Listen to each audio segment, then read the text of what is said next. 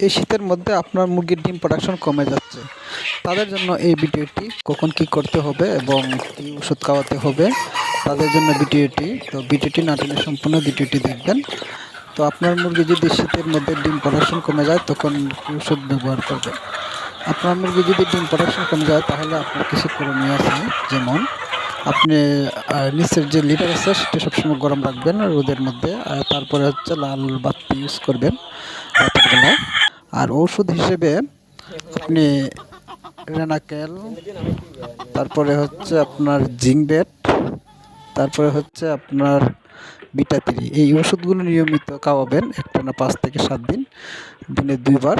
তাহলে আশা করি আপনাদের মুরগি সঠিক প্রোডাকশনে চলে আসবে।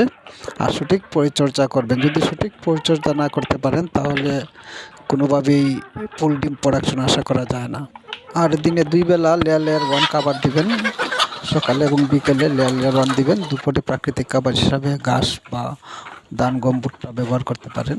তো আশা করি আপনাদের যদি এই পদ্ধতি অবলম্বন করেন তাহলে অবশ্যই মুরগির ডিম বেশি পারবে। তো ধন্যবাদ সবাইকে, সবাই ভালো থাকবেন আর আমাদের পেজটি ফলো দিয়ে পাশে থাকবেন।